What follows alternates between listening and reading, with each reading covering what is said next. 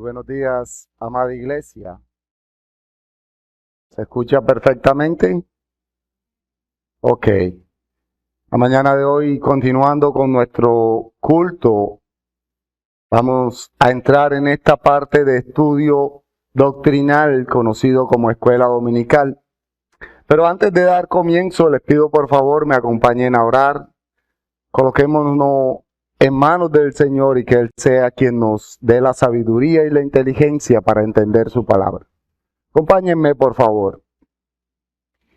Amado Padre Celestial, Señor Todopoderoso, Padre nuestro que estás en el cielo, a ti, Señor, nos acercamos en esta mañana, agradecidos por tu bondad, por tu misericordia y por tu amor para con nosotros, Padre.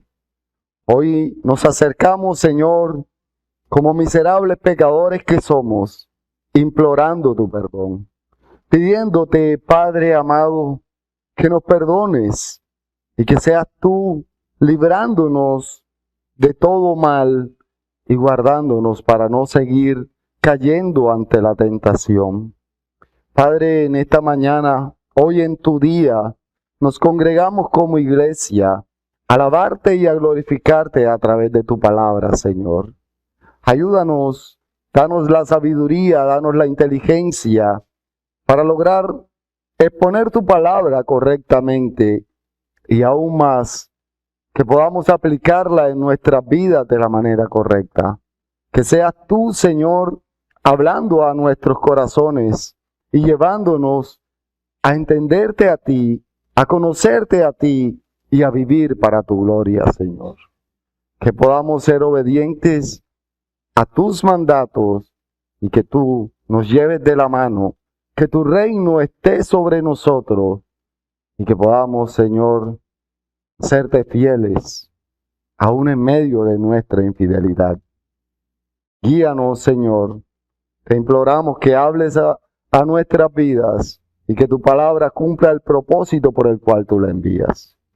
Te damos gracias, Señor, en el poderoso nombre de Jesús. Amén y amén.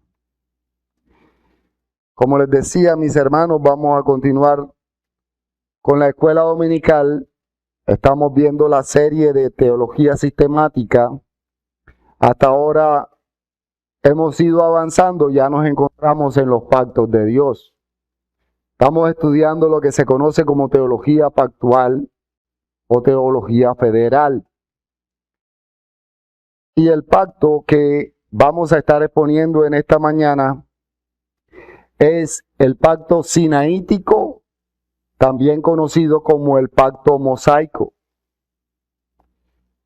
Ha sido conocido con estos nombres precisamente porque, primero, porque se da el pacto en el monte Sinaí.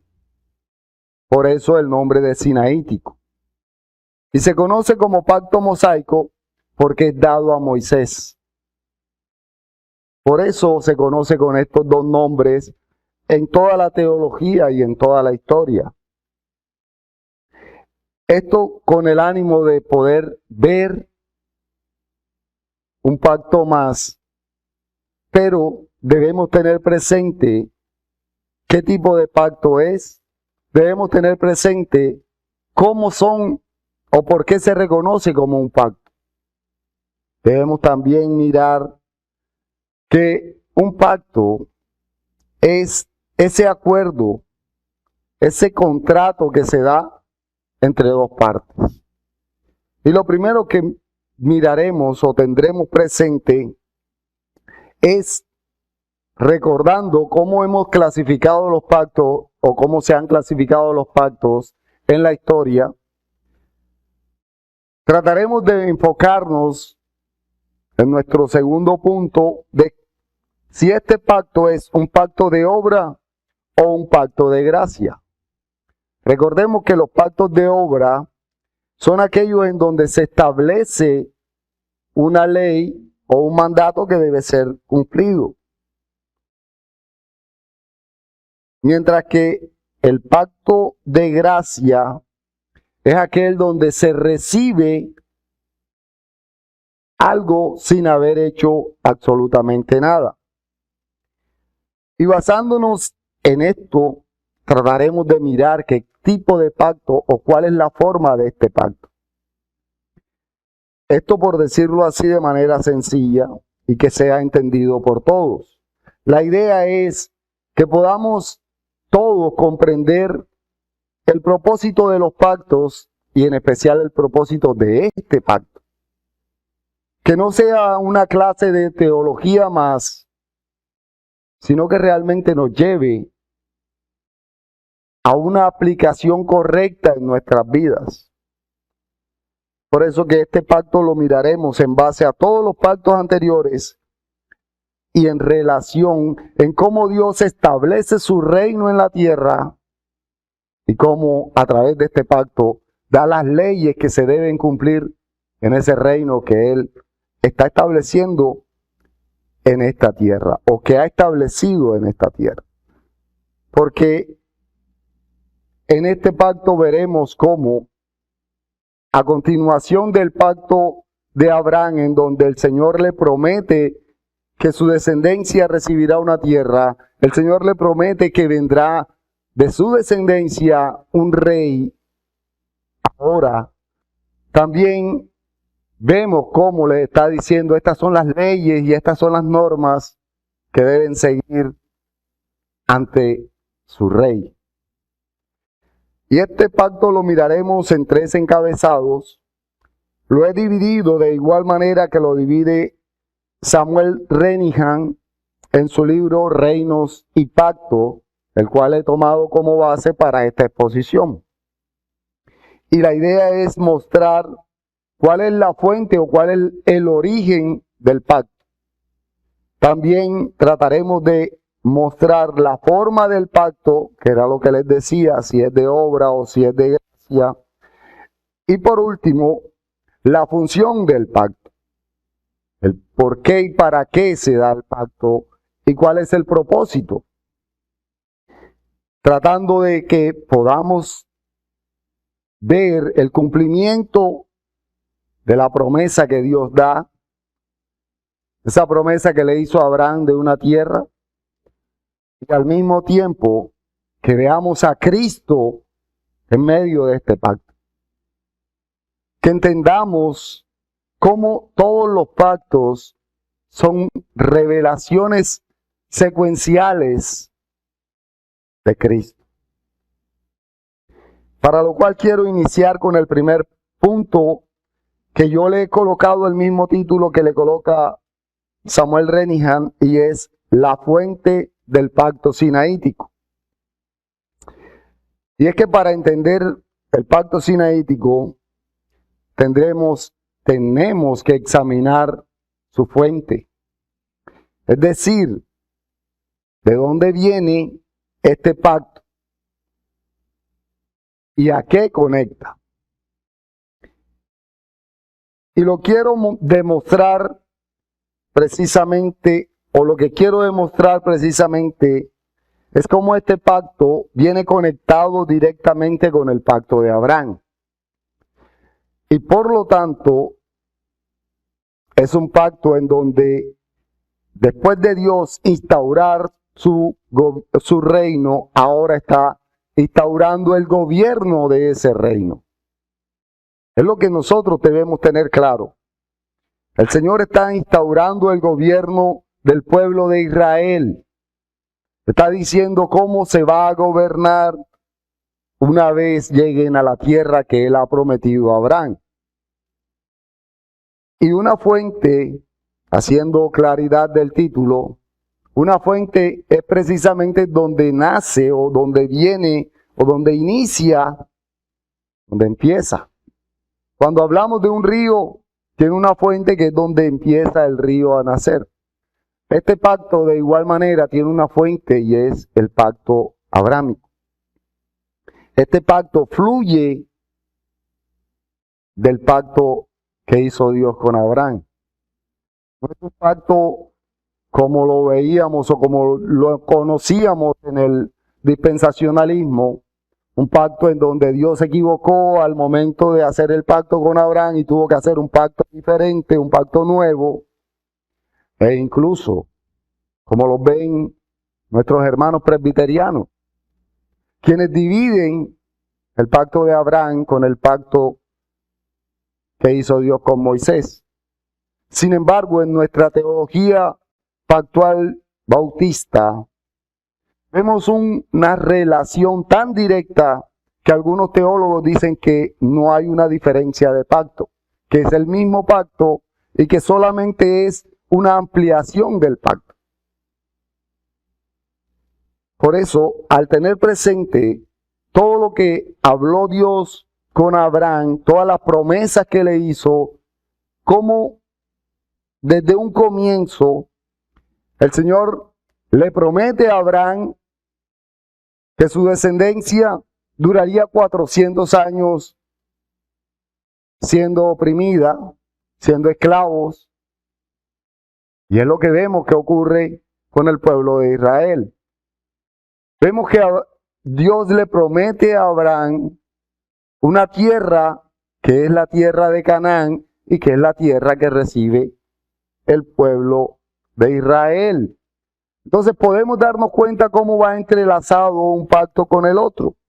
Sin embargo, quiero resaltar primeramente cómo Dios dice a Abraham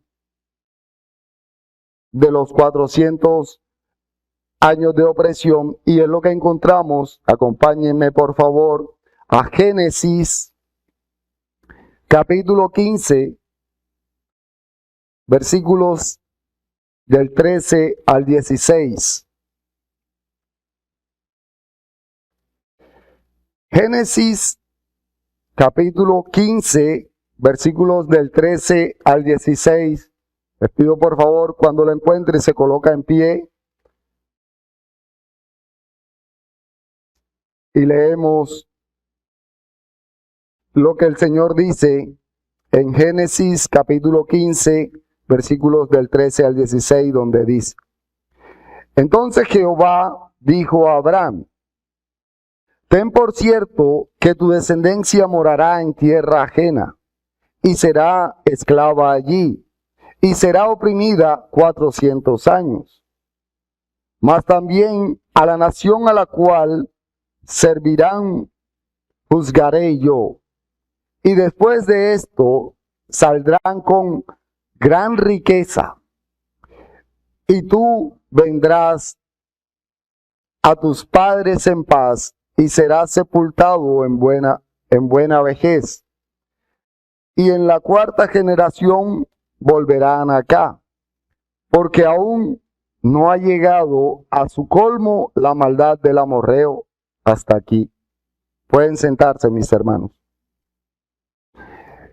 Estas palabras que le dice Dios a Abraham, que hacen parte de las promesas que Dios está dando a Abraham, se cumple literalmente, se cumple tal cual como Dios se lo dice. Ese cumplimiento lo podemos ver en Éxodo capítulo 12, versículo 40.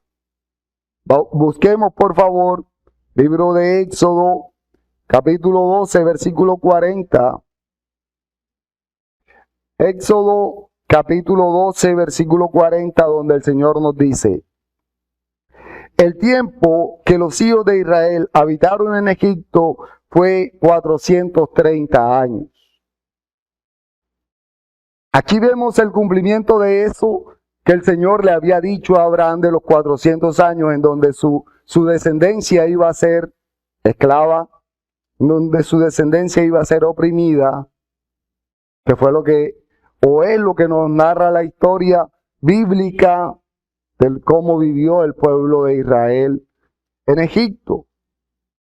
También vemos que el Señor le promete a Abraham que su pueblo será, después de los 400 años, será libre y saldrá con riquezas.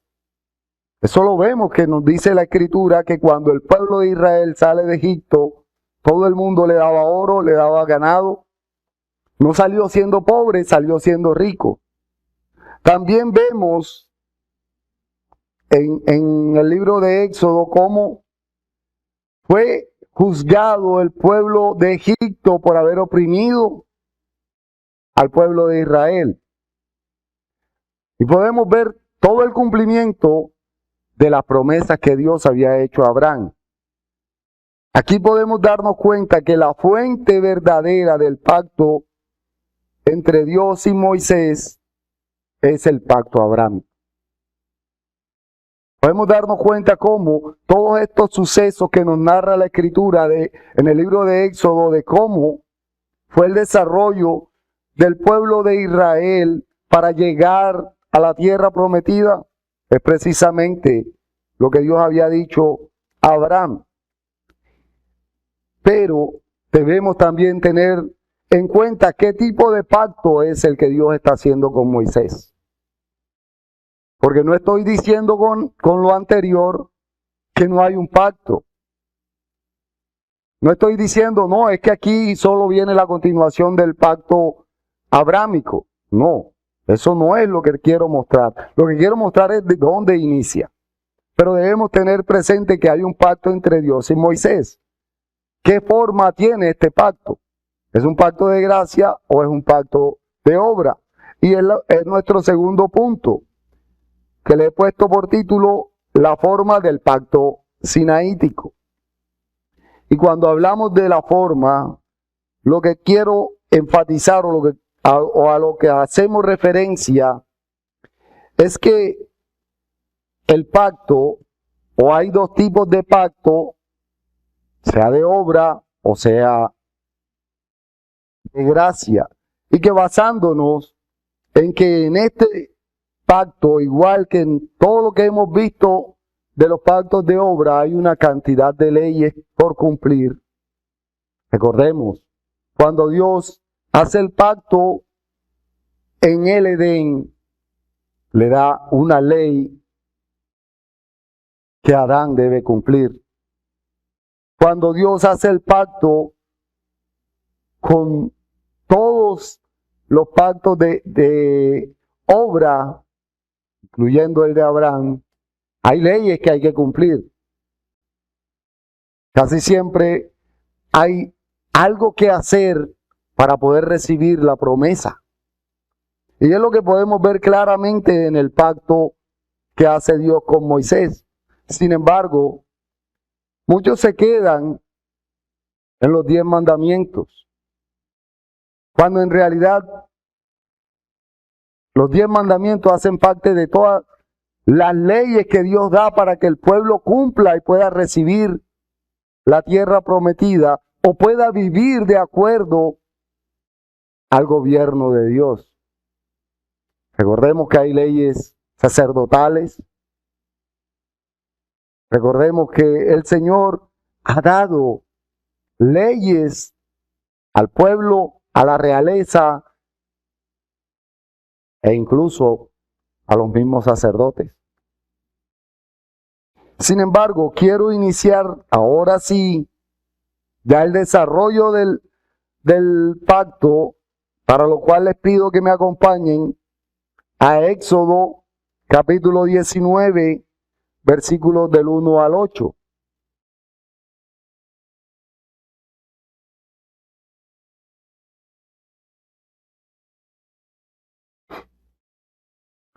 Éxodo capítulo 19, versículos del 1 al 8, nos dice el Señor: en el mes tercero de la salida de los hijos de Israel de la tierra de Egipto, en el mismo día llegaron al desierto de Sinaí. Habían salido de Refidim y llegaron al desierto de Sinaí y acamparon en el desierto. Y acampó allí Israel delante del monte. Y Moisés subió a Dios, y Jehová lo llamó desde el monte, diciendo: así dirás a la casa de Jacob, y anunciarás a los hijos de Israel: vosotros visteis lo que hice a los egipcios, y cómo os tomé sobre alas de águila y os he traído a mí. Ahora pues, si diereis oído a mi voz y guardareis mi pacto, vosotros seréis mi especial tesoro sobre todos los pueblos, porque mía es toda la tierra, y vosotros me seréis un reino de sacerdotes y gente santa. Estas son las palabras que dirás a los hijos de Israel. Entonces vino Moisés y llamó a los ancianos del pueblo y expuso en presencia de ellos todas las palabras que Jehová le había mandado. Y todo el pueblo respondió a una y dijeron: todo lo que Jehová ha dicho, haremos. Y Moisés refirió a Jehová las palabras del pueblo. Amén. Hasta ahora hemos venido diciendo sobre los pactos de Dios y vemos cómo este pacto se da después de la salida de Egipto, cumpliendo con la promesa, y que este pacto incluye o cumple muchas de las cosas que le ha prometido Dios a Abraham. Pero también vemos que ahora hay unas promesas adicionales. Ahora vemos que se amplía mucho más las promesas. Ahora se promete no solo que va a haber un rey, o de la descendencia de Abraham vendrá un rey, sino que también podemos ver que el Señor les dice que tendrán la tierra que prometió Abraham, pero les dice que ahora ellos serán un reino de sacerdotes y gente santa. O sea, gente apartada para Dios, gente que pertenece a Dios, gente que Dios está apartándolos para que sean de su propiedad, lo que lleva a que quien estará defendiéndolos y quien irá delante de ellos siempre es Dios. También vemos cómo el pueblo decide o dice: todo lo que Jehová ha dicho, haremos. Se está comprometiendo a aceptar y asumir su responsabilidad como parte del pacto. Recordemos lo que ocurre en el pacto de Abraham. Se dividen, Abraham coge los animales, los divide en dos y los coloca a dos lados, y el Señor pasa. Recordemos que decíamos que esto era una manera de firmar el pacto. El Señor dice: me pase a mí lo que se ha hecho con los animales y reciba yo el mismo castigo. Era la manera en que hacían los pactos entre las personas de esa época. Pero en donde el Señor hace el pacto con Abraham, no vemos los animales, pero vemos una manera de símbolo igual. ¿Esto dónde lo vemos? Cuando Moisés toma la sangre y la riega sobre el pueblo, que es lo que nos dice en Éxodo capítulo 24, versículo 8. De esta manera se nota toda la simbología del pacto. Éxodo capítulo 24, versículo 8 dice: entonces Moisés tomó la sangre y roció sobre el pueblo y dijo: he aquí la sangre del pacto que Jehová ha hecho con vosotros sobre todas estas cosas. Y aquí podemos darnos cuenta, ya haciendo énfasis en los confederados. Recordemos lo que es confederado: beneficiarios o los que reciben las promesas del pacto. Y vemos que son los mismos el mismo pueblo de Israel, pero vemos cómo ahora ellos se comprometen a ser parte de los que van a cumplir. Ahora ellos son los que están diciendo, nosotros haremos lo que Dios ha mandado que hagamos. El pueblo literalmente se compromete a cumplir las leyes que Dios había dado. Y esto porque ellos son esa descendencia de Abraham que recibe la promesa. Y es aquí que cuando ellos desobedecen, debían ser cortados. Porque si yo me comprometo a cumplir el pacto y se rocía la sangre, lo que se está diciendo es, si yo no cumplo, debo morir. Sin embargo, vemos cómo el Señor no los destruye. Sin embargo, podemos darnos cuenta cómo la misericordia y la gracia del Señor se ve derramada porque el Señor había prometido a Abraham que de su descendencia vendría una gran multitud. Y si los cortaba a todos, porque todo el pueblo desobedece, no podría el Señor cumplir lo que había prometido. Y recordemos que Él no se contradice. Recordemos que Él le prometió a Abraham, se lo prometió a Isaac y se lo prometió a Jacob, que su descendencia sería como el número de las estrellas. Además de eso, el linaje de Cristo sería cortado. ¿De dónde vendría Cristo si todo el pueblo de Israel fuese cortado? Y vemos cómo en Éxodo capítulo 32, versículo 13, al momento en que Moisés clama por el pueblo, trae a memoria esa promesa. Leo para ustedes lo que dice Éxodo capítulo 32, versículo 13, donde el Señor nos dice, acuérdate de Abraham, de Isaac y de Israel tu siervo, a los cuales has jurado por ti mismo y les has dicho, yo multiplicaré vuestra descendencia como las estrellas del cielo, y daré a vuestra descendencia toda esta tierra de que he hablado, y la tomarán por heredad para siempre. Es un pacto de obra. Es un pacto en donde el pueblo debe cumplir la ley. Al no cumplirla, debía morir. Todo el pueblo debía morir. Sin embargo, Dios había hecho una promesa de que el pueblo recibiría la tierra y que abundarían en la tierra.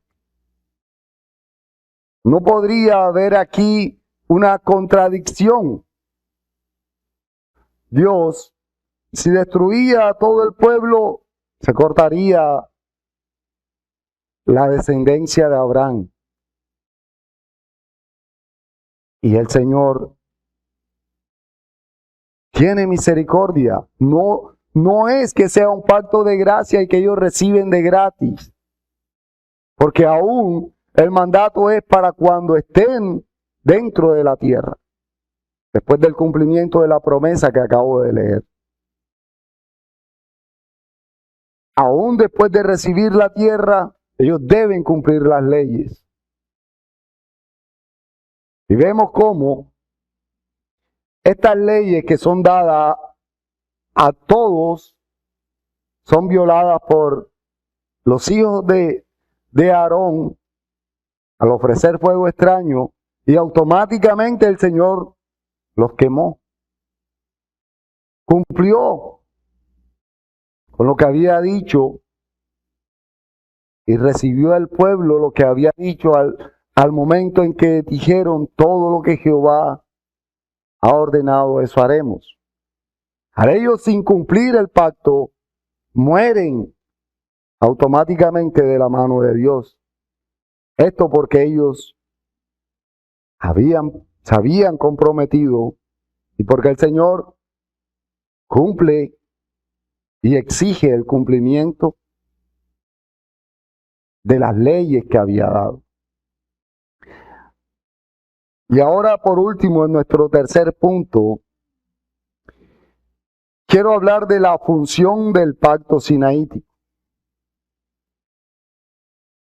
La función es el qué o para qué el Señor da el pacto. Y hemos venido hablando de esto. Hemos venido mostrando cómo el Señor da sus leyes para gobernar el reino. Hemos visto cómo el pueblo de Israel recibe las leyes que establecerán una vez entren a la tierra prometida.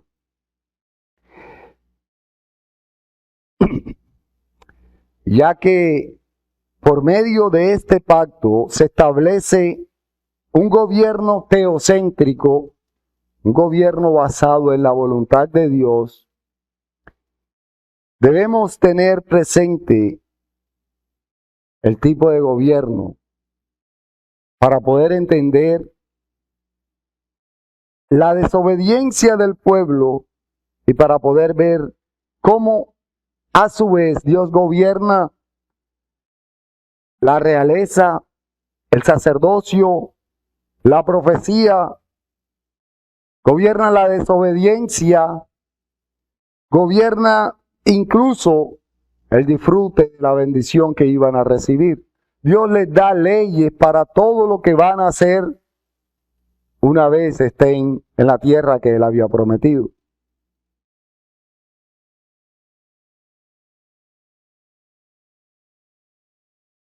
Las leyes que Dios le está dando al pueblo de Israel es para que vivan de una manera obediente a Dios.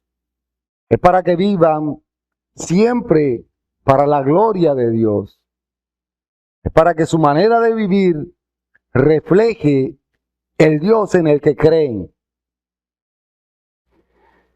Y esto podemos verlo en todos los mandatos y en todas las leyes que el Señor da. Podemos ver cómo el Señor gobierna a su pueblo a través de todas estas leyes. El Señor ya les dijo al momento de hacer el pacto en Éxodo 19:6 les dice: y vosotros me seréis un reino de sacerdotes y gente santa. Estas son las palabras que dirás a los hijos de Israel. Les está diciendo: ustedes me serán sacerdotes. O sea, ustedes vivirán de acuerdo a mi palabra. Pero también está dando unas leyes a los sacerdotes que iban a enseñar la palabra de Dios. Todo el pueblo en conjunto debe cumplir las ordenanzas del pacto. Sin embargo, podemos ver que hay leyes específicas para los sacerdotes. Estas leyes que eran todo lo que tenía que ver desde cómo iban a transportar el templo, cómo iban a fabricar el templo. El Señor no les deja háganlo como ustedes quieran, sino que les dice y les establece desde lo más mínimo hasta lo más amplio con respecto a todo lo que debían hacer y cómo lo debían hacer en relación al templo y a la adoración de Dios. El Señor les está llevando a que vean cómo va a ser su gobierno eclesiástico. El Señor les está mostrando incluso cómo a través de los sacerdotes era que iban a hacer esos sacrificios para recibir el perdón por los pecados que habían cometido. Todo lo establece el Señor con un propósito claro, y es mostrar su reino. Podemos mirar una cantidad de leyes. Podemos darnos cuenta cómo incluso el rey recibe unas leyes específicas que tienen que ver con Dios. Leyes que el Señor establece en Deuteronomio capítulo 17, versículos del 14 al 20, pero que por cuestiones de tiempo no las voy a leer. Sin embargo, podemos ver cómo Dios establece que una vez entren a la tierra, tendrán un rey. Recordemos, en esa época no había rey en Israel. Y ya Dios les está diciendo, cuando lleguen allá, habrá un rey. Está dando una ley de que va a haber un rey. Y no se queda solo en eso, sino que dice, y el rey tendrá una copia de este libro y la tendrá que leer, y la tendrá que vivir, y la tendrá que enseñar.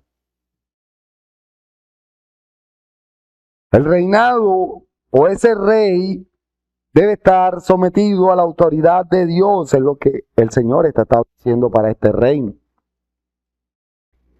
Y podemos ver entonces que la ley que Dios da no es solo para el pueblo, sino que para los sacerdotes también, es para los reyes e incluso para los profetas, para la profecía.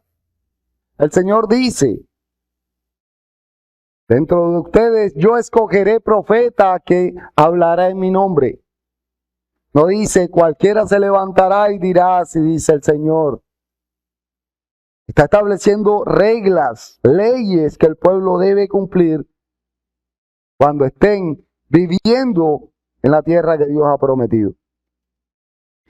El profeta hablará porque Dios se le revela para que hable. Dios lo escoge, Dios lo levanta y Dios lo pone como profeta. Este pacto que gobierna al pueblo no solo en el cumplimiento de la ley, sino también les hace ver cómo no deben desobedecer ninguno de los mandatos y ante todo no deben asumir la manera de vivir de los pueblos donde ellos van a entrar. El Señor les prohíbe que se acerquen a los cultos y a los rituales que hacían estos pueblos. El Señor establece una ley donde dice que solo a Él lo deben adorar. Solo a Él lo deben amar. Sin embargo, el pueblo desobedece estas leyes. Sin embargo, este pueblo que incluso ha recibido una ley que dice, cuando ustedes entren, no repartirán como ustedes quieran, sino que lo harán como yo, Dios, establece. El Señor dice cómo deben repartir la tierra. Y todo eso hace parte de este pacto. Todas esas leyes que, según grandes estudiosos, dicen que son más, o son aproximadamente 613 los mandamientos que aparecen en el Antiguo Testamento. Y que nosotros muchas veces nos quedamos solo en los 10. Pero el Señor establece sus leyes para que el pueblo pueda vivir en un reino que ha sido establecido por Dios. En este momento está haciendo ese pacto con el pueblo de Israel y está llevándolos a la tierra que Él ha prometido. Sin embargo, para nosotros ya no tendrá ningún valor. Sin embargo, para nosotros ya no tendremos que ver con este pacto. Si nosotros miramos todo lo que nos enseña la Escritura en el Nuevo Testamento podemos ver cómo apunta a todos los pactos anteriores. Incluso el apóstol Pablo en Gálatas capítulo 3, versículo 10, hace referencia a este pacto. Y hace referencia diciendo, leo para ustedes lo que dice Gálatas capítulo 3, versículo 10. Dice, porque todos los que dependen de las obras de la ley están bajo maldición. Pues escrito está, maldito todo aquel que no permaneciere en todas las cosas escritas en este libro de la ley, para hacerlas. Sabemos que ninguno pudo cumplir todas las leyes que el Señor estableció. Ninguno de los israelitas pudo cumplir estas leyes. El único que ha podido cumplir todas estas leyes es nuestro Señor Jesucristo. Y es aquí donde vemos cómo este pacto que Dios hace con Moisés revela a Cristo de manera tan clara que todos ellos debieron ver la necesidad que tenían de alguien que pudiese cumplir las leyes que Dios había establecido. Aquí empezamos a ver cómo, al reconocer que yo no puedo hacer esto, entiendo y sé que necesito ayuda. El pueblo de Israel está mirando que a ellos se les hace imposible cumplir todas las leyes que Dios ha establecido. Y ven la necesidad de un rey salvador. Ven la necesidad de ese Mesías que Dios había prometido en Génesis 3:15. Ya como conclusión, podemos decir claramente, o vemos en este pacto, cómo Dios hace este pacto con Moisés. Podríamos decir claramente que a pesar de que Dios hace el pacto con Moisés, no es Moisés la cabeza federal del pacto, sino que podríamos decir que es Abraham porque es un pacto que continúa. Sin embargo, la cabeza federal de estos dos pactos, tanto el de Abraham como el de Moisés, es Cristo. La cabeza federal de estos dos pactos es Cristo, que es el único que cumple las leyes para que pueda el pueblo recibir la promesa. Recordemos, hay un pacto. Si lo cumplen, reciben. Si no lo cumplen, no reciben. El pueblo recibe. ¿Por qué? Porque la cabeza federal cumplió. Porque aquel con quien se hace el pacto cumple. ¿Cumplió Abraham? ¿Cumplió Moisés? No, el que cumple es Cristo. Y es ahí donde nosotros debemos mirar la base de todos los pactos. Los pactos nos llevan a ver a Cristo. Cristo es la cabeza federal o la cabeza principal de todos estos pactos. El pacto fue hecho con Abraham y la cabeza federal es Abraham, sí. Pero por encima de Abraham está Cristo. Es una manera clara que de seguro todos los israelitas se dieron cuenta de que hemos recibido una tierra y no podemos cumplir la ley que Dios ha establecido. Necesitamos alguien que cumpla. Necesitamos alguien que sea nuestra cabeza federal y cumpla este pacto. Y aquí podemos ver por qué Abraham creyó y le fue contado por justicia. Aquí podemos ver cómo nos dice la Escritura que todos estos israelitas miraban como viendo. Todos veían a Cristo, veían la necesidad que tenían de Cristo. Y era el propósito que quería establecer mirando este pacto. Era lo que quería que nosotros realmente veamos a nuestro día cómo Dios establece una ley que el pueblo no puede cumplir y que se necesitaba a Cristo para, al igual que a nosotros, llevarnos a esa tierra que Dios ha prometido y que recibiremos por el cumplimiento de Cristo. A Él sea la gloria. El Señor añada bendición a su palabra. Vamos a orar. Espero aportes, preguntas. No le den el micrófono al hermano Naisel, por favor.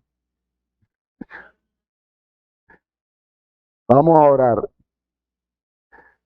Amantísimo Padre Celestial, Señor Todopoderoso, gracias te damos, Padre, porque tú has establecido las leyes de tu reino. Gracias, Señor, porque tú nos gobiernas y tú nos llevas a vivir siempre, Señor, para tu gloria. Gracias, Padre, porque aun cuando sin merecerlo y sin poder cumplir tu ley, tú nos llevas a la tierra que tú has prometido por la obediencia y por el cumplimiento de nuestra cabeza federal. Gracias, Padre, porque tú has sido bueno para con nosotros. Gracias, Señor, porque tú nos traes a ser edificados en tu palabra, a conocerte más a ti y a conocer que realmente necesitamos de Cristo. Hoy agradecidos estamos contigo, Señor, por este tu día, por permitirnos reunirnos como iglesia a alabarte y glorificarte a través de tu palabra. Gracias, Padre, en el poderoso nombre de Jesús. Amén y amén. Aportes, preguntas. La hermana Verónica tiene preguntas, el pastor Herley.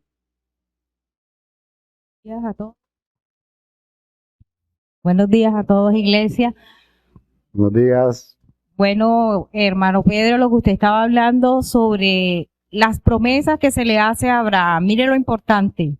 Se le hace promesa de tierra, de sacerdocio y muchas cosas. Pero ¿qué ocurre en eso que se hace?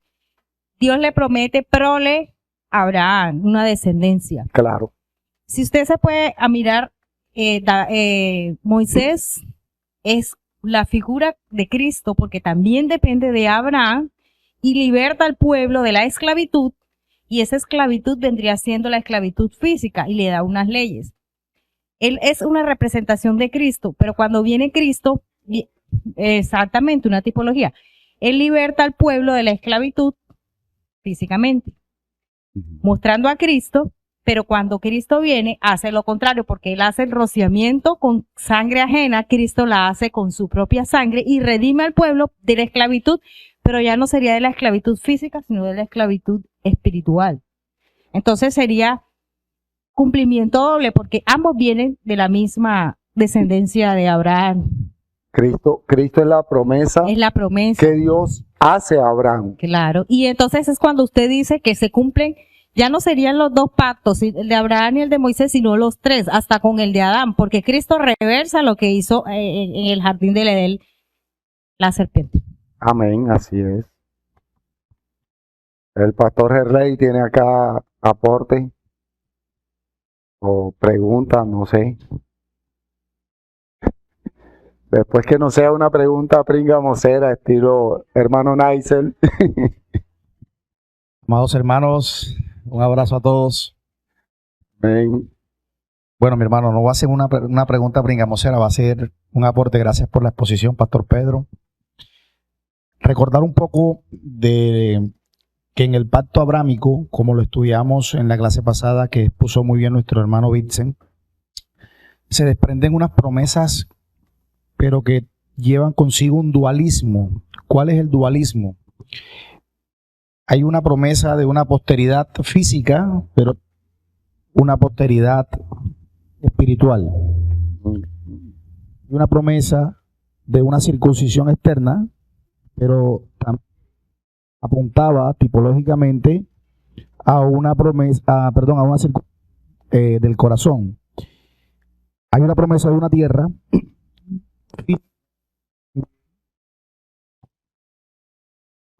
Lo duro.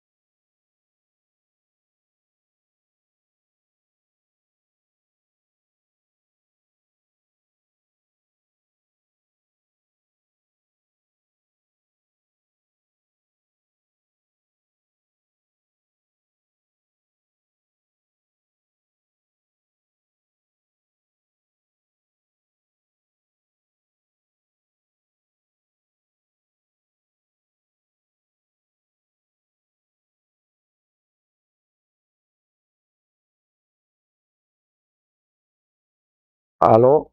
Hola. Ok. Bueno, como les decía, este pacto, en cuanto a nuestra teología bautista, tenemos diferencia tanto con los dispensacionalistas, quienes no ven este pacto como una continuidad, sino que lo ven como un pacto diferente, un nuevo pacto, porque aquel falló, el de Abraham. Ellos lo miran en dispensaciones porque lo miran.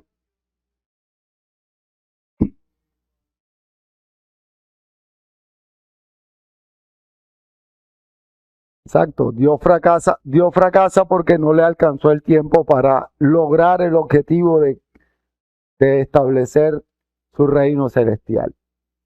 Es prácticamente lo que ellos enseñan, aunque no lo dicen con esas palabras. También lo vemos, la diferencia con nuestros hermanos presbiterianos, como lo decía el pastor Gerley, e incluso ellos, la promesa de Abraham en este pacto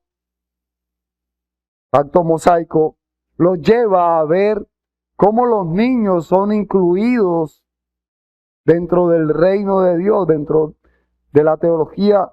Ellos dicen que los niños, los hijos de creyentes, son agregados o hacen parte del pacto. Nosotros sabemos que la Escritura habla de que los que pertenecen al pacto son los que hemos creído. Sin embargo, son diferencias que no nos llevan a mirarlos como menos a nosotros, que no nos llevan a mirarlos como enemigos nuestros, pero que sí debemos tener presente. Estas diferencias son de importancia, pero no nos separan de ellos. Y hay que tener esa clara visión, porque muchos los ven como enemigos, y es lo que ocurre con los separatistas, que no aceptan como hermanos ni siquiera los de su misma fe, solo porque no piensan igual que ellos. Pero bueno, el Señor nos ayude y el Señor nos guíe para vivir de acuerdo a su voluntad, cumpliendo sus pactos y obedeciéndolo a Él para su gloria.